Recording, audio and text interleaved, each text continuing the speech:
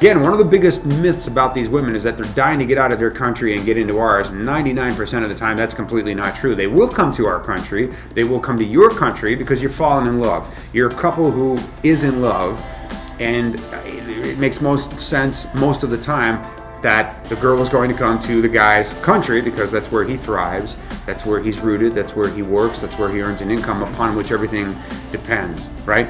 So most of the time the women, they'll join an agency, maybe not knowing all of the answers to all of the questions that are going to come up, but in their heart, they'll basically rationalize, if I fall in love with a guy, I'm not here to just fall in love with anybody, but if I do fall in love with the right person, I would definitely relocate in order for us to be together rather than to lose that love once we create it.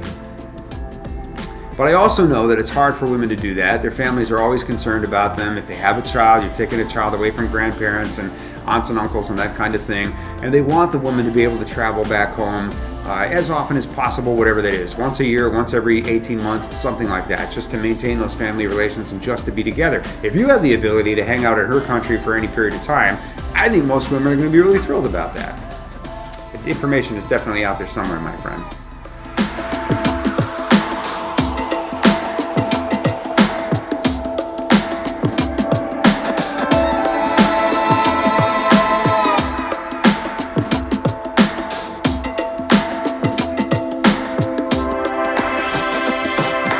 Jake says, what are the biggest challenges after she's arrived and settled in? It's interesting, Jake, your biggest challenge, most guys wouldn't think of this.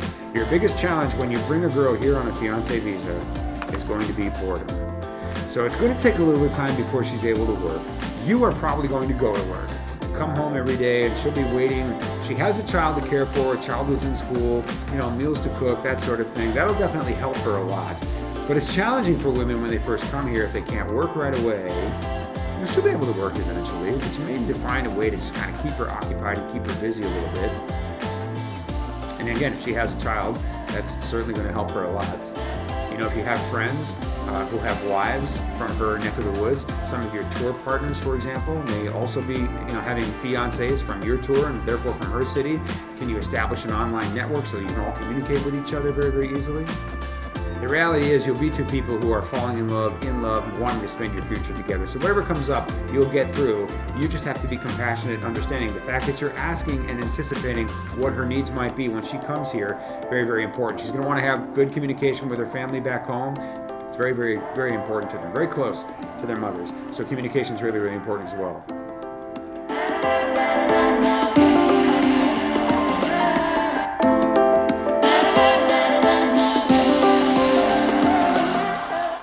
Hey, Bud, Derek says, are all the ladies at the socials members of a foreign affair, or are some locals invited too? We don't invite locals. The women that we invite to our social events all over the world, I would say 90% of the women in a social event are women that are from our database and have registered profiles. However, as you can imagine, Derek, sometimes we call a girl up and we say, hey, you were at our social event 6 months ago. Did you have a good time? Yes, I did. Would you like to come to the next one? Yes, I would. Can I bring my friend? Can I bring my colleague or my sister? I told them about this. They'd like to join as well. And we'll, of course, ask them, is she single? Yes, she is. Does she want to meet somebody? Sure, she does. Great. Then tell her to come. Tell her to bring an ID. We're going to need it. We're going to need some information from her. She'll need to fill out an application. We'll need to take some pictures. But other than that, if she's willing to join our site, put up a profile, sure, she can come and we'll let her in. Probably 10% of the women that you meet at any social will fit that description. The rest of them will have profiles registered at Loveman.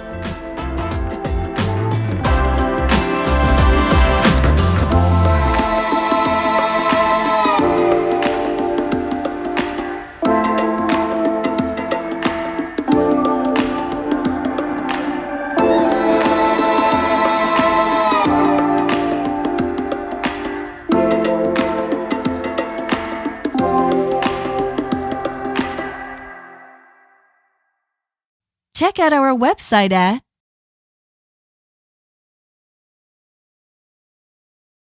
If you enjoyed this video or want more information, please like our videos and subscribe to our channel.